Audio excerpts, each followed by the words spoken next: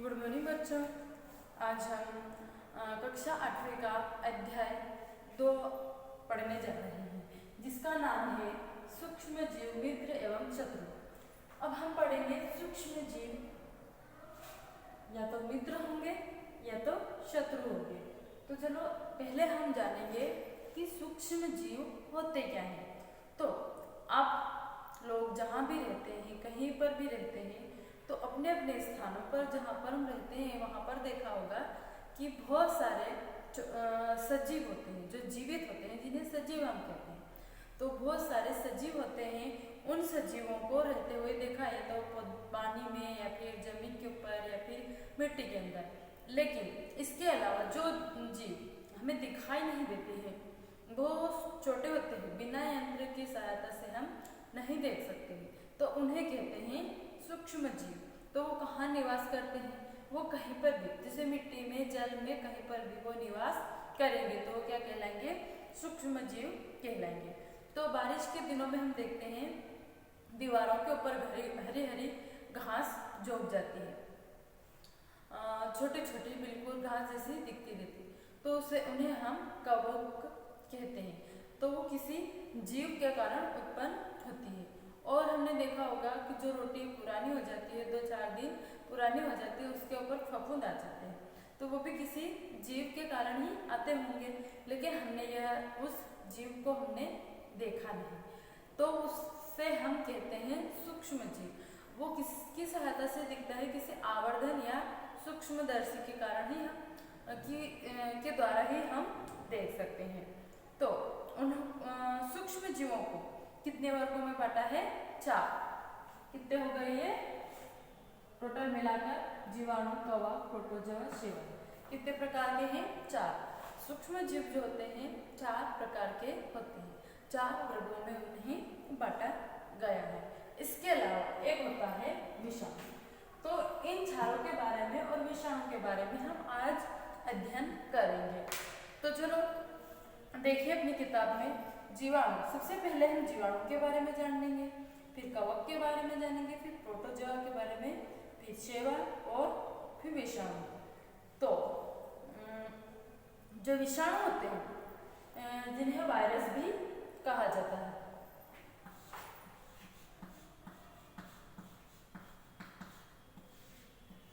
Virus भी कहा जा सकता है। तो यह भी एक सूक्ष्म होता है, परंतु वे अन्य सूक्ष्म जीवों से भिन्न हैं। ये जो सूक्ष्म जीव है उनसे अलग हो गए, तो केवल परपोषी ही गुणन करते हैं। उसमें केवल क्या होते हैं? परपोषी गुणन होता है।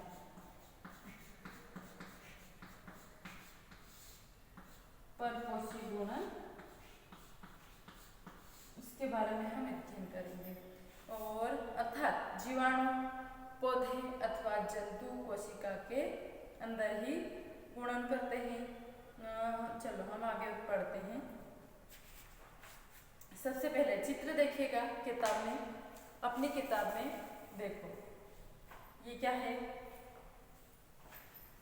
जीवाणु के चित्र दिखाई दे रहे हैं। ये जीवाणु है, ये जीवाणु है क्षणनुमा आकार का। इसके बाद कवक, ये कवक के उदाहरण दे रखे हैं, ये इस प्रकार से, और ये दे रखे हैं शैवाल के, ये इस प्रकार से प्रोटोजोआ के उदाहरण दे रखे हैं। ठीक है, तो ये मतलब स्थल या जल कहीं पर भी निवास करते हैं। तो जीवाणु, जो जीवाणु होते हैं वो कहीं पर भी निवास करेंगे। शैवाल होते हैं वो नदियों, तालाबों में ऊपर तैरते हुए हरी हरी घास के समान दिखाई देंगे, वो है शैवाल। जो प्रोटोजोआ है वो अमीबा है, जैसे पैरामीशियम है, ये भी जल में निवास करेंगे। और कवक जो होता है वो जैसे रोटी, ब्रेड के ऊपर जो फंगस दिखाई देता है, वो एक कवक का उदाहरण होता है। तो हम देखते हैं कि जो वायरस होता है, जो विषाणु होता है, वो परपोषी गुणन करता है। मतलब वो जो जीव होते हैं, जो 4 प्रकार के जीव होते हैं, ये जल स्थल में रहेंगे, खुद जीवन यापन करेंगे। लेकिन जो ये विषाणु होता है, यह किसी दूसरे जीव के अंदर रहकर अपना जीवन यापन करता है। किसी एक जीव है उसके अंदर वो अपना जीवन यापन करता है। मान लो अभी हम लोगों ने सुना कोरोना वायरस। कोरोना जो वायरस होता है तो यह वायरस के बारे में ही हम पढ़ रहे हैं। तो जो वायरस है अभी सबने सुना होगा कि मास्क पहन कर रखिए, वो वायरस अंदर नहीं जाना चाहिए, और हाथ मुंह धोकर हाथ बार बार धोइए, किसी को छूना नहीं। मान लो वायरस जो होता है वो किसी दूसरे मनुष्य के अंदर निवास कर रहा है तो अपने अंदर भी आ जाएगा। तो इस प्रकार से वायरस जो होता है वो किसी जीव के अंदर ही निवास करता है। तो इसीलिए ये सबसे अलग होता है, ये विषाणु जो वायरस कहलाता है, किसी और के शरीर में निवास करता है। तो ये चार इनके बारे में हमने पढ़ा, जीवाणु, कवक, प्रोटोजोआ, शैवाल। और ये वायरस जो होता है वो अलग होता है, इससे भिन्न होता है। अब हम देखेंगे कि ये वायरस रहते कहाँ हैं, ये सूक्ष्म जीव कहाँ रहते हैं। तो पढ़ सकते हैं हम, सूक्ष्म जीव एक कोशिक हो सकते हैं, मतलब ज़्यादा बड़े नहीं होते हैं, एक कोशिका के होते हैं, जैसे जीवाणु, कुछ शैवाल, प्रोटोजोआ बहुकोशिकीय जैसे भी हो सकते हैं, और कई शैवाल कवक भी बहुकोशिकीय। तो ये कहाँ रहते हैं? यह बर्फीली, शीत से उष्ण गर्म स्तरों तक हर प्रकार की परिस्थितियों में जीवित और मरुस्थल में, दलदल और मनुष्य सहित सभी जंतुओं के शरीर के अंदर भी पाए जाते हैं जो सूक्ष्म जीव होते हैं, और दूसरे सजीवों पर भी आश्रित रहते हैं, जबकि कुछ स्वतंत्र रूप से पाए जाते हैं, और अमीबा जैसे सूक्ष्म जीव अकेले रह सकते हैं। तो दलदल स्थानों पर, मरुस्थल में, ऐसे स्थानों पर ये रहते हैं। अगला टॉपिक है अपना सूक्ष्म जीव और हम। हमारा और सूक्ष्म जीव का क्या रिश्ता है? जो छोटे छोटे जीव होते हैं उनका और हमारा क्या रिश्ता होता है, उसके बारे में हम पढ़ेंगे। तो सूक्ष्म जीव और हम, महत्वपूर्ण भूमिका यह होती है कि ये हमारे लिए लाभदायक होता है। यहाँ पर हमने पढ़ा है मित्र भी है और शत्रु भी है। अब सभी लोग जानते हैं कि सूक्ष्म जीव जो होते हैं विषाणु है, तो हमको वायरस से जो नुकसान पहुंचाता है, तो क्या हो गया हमारा शत्रु। अब जो कवक होता है वो रोटी को खराब करता है, तो वो भी हमारा शत्रु कहलाएगा। जो शैवाल होते हैं वो जल को खराब करेंगे, वो भी हमारा शत्रु हो गया। लेकिन वो मित्र हमारे मित्र कैसे हुए उसके बारे में हम पढ़ेंगे। तो हमारे लिए कुछ लाभदायक भी है और कुछ हानिकारक भी है। तो मित्रवत सूक्ष्म जीव, मित्रवत इसमें पॉइंट दे रखे हैं, दही ब्रेड का बनाना पहला, और दूसरा दे रखा है सूक्ष्म जीवों का वाणिज्य उपयोग, सूक्ष्म जीवों का औषधि उपयोग, वैक्सीन, मिट्टी की उर्वरता शक्ति। चलो पढ़ेंगे एक टॉपिक के बारे में। दही एवं ब्रेड का बनना।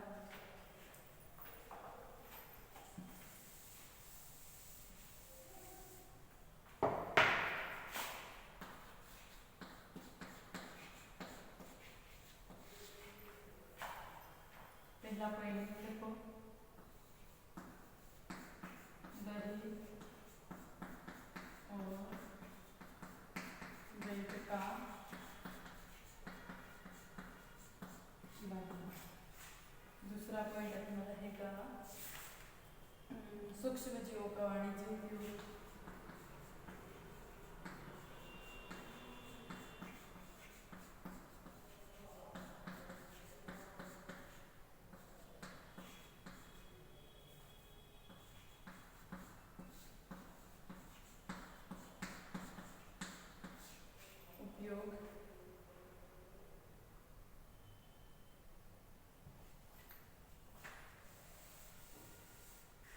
सूक्ष्म जीवों का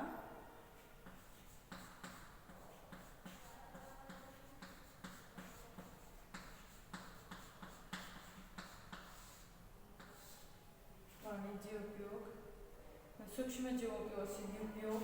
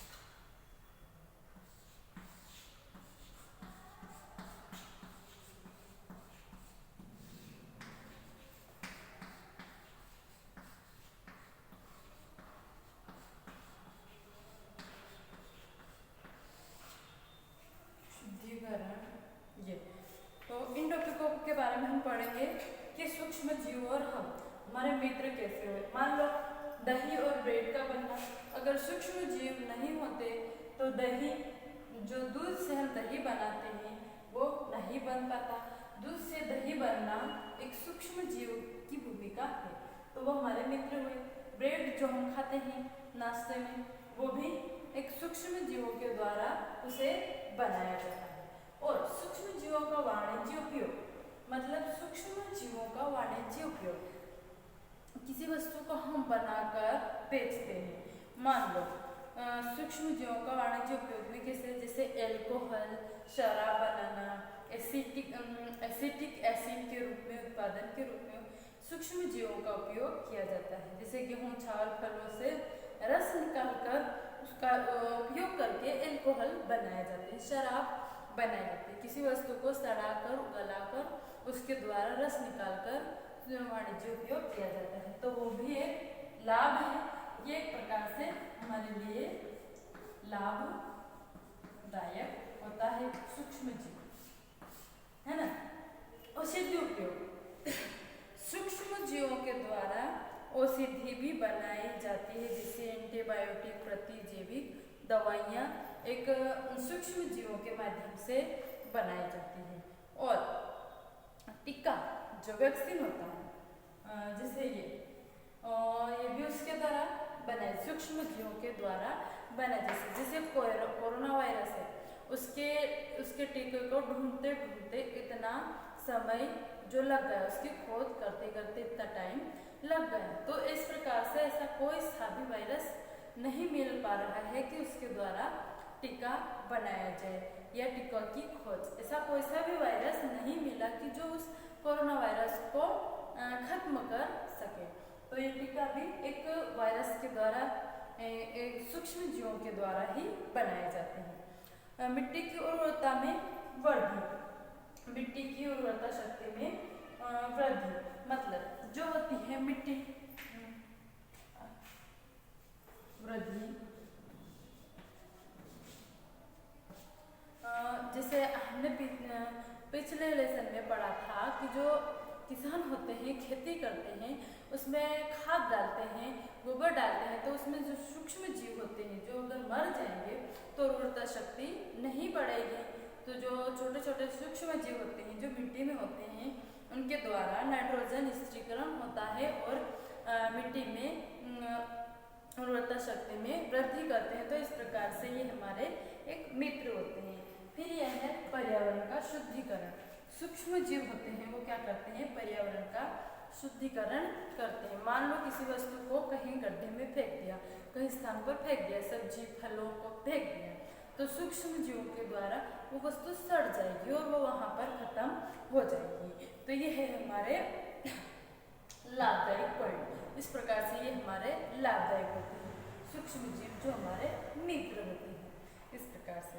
अब हानिकारक सूक्ष्म जीव, हानिकारक सूक्ष्म जीव के बारे में भी हम पढ़ेंगे। हानिकारक सूक्ष्म जीव क्या होते हैं, देखो हानिकारक सूक्ष्म जीव जो होते हैं, जो हमारे शत्रु कहलाएंगे, वो क्या करते हैं कि हानिकारक सूक्ष्म जीव होते हैं वो हमारे अंदर या फिर किसी उनके द्वारा हमारे शरीर को रोग पहुंचाते हैं। तो उससे हम रोगाणु या रोगजनक कहते हैं। जो कोई सूक्ष्म जीव ऐसे होते हैं जो रोग उत्पन्न करते हैं, तो वो हम उससे क्या कहते हैं, शत्रु, जो हमें रोग उत्पन्न करते हैं हमारे शरीर में। देखो सूक्ष्म जीव मनुष्य, जंतु, पौधों में रोग उत्पन्न कर सकते हैं। रोग उत्पन्न करने वाले ऐसे सूक्ष्म जीवों को रोगाणु अथवा रोगजनक कहते हैं। सूक्ष्म जीव भोजन, कपड़े, चमड़े की वस्तुओं को संदूषित कर देते हैं, तो वो क्या हो गए, हमारे लिए हानिकारक हो गए। सूक्ष्म मनुष्य में रोग कारक सूक्ष्म जीव, अब कौन से जो होते हैं जो हमारे अंदर रोग कारक होते हैं, संचरणीय रोग फैलाते हैं। सर्दी जुकाम होता है, चिकन पॉक्स होता है, वो क्या होते हैं, संचरणीय होती है, एक दूसरे के द्वारा हवा, जल, वायु के माध्यम से एक दूसरे के तक पहुंच जाते हैं। जैसे कोरोना वायरस, सभी कोरोना वायरस के बारे में जानते हैं और कोरोना वायरस की सभी जगह चर्चाएं चल रही हैं। तो एक मलेरिया, मादा मलेरिया जो बुखार हमें आ जाता है वो एक मच्छर के द्वारा आता है, उस मच्छर का नाम क्या है, मादा एनाप्लिस मच्छर। आधा एनाफिलिज।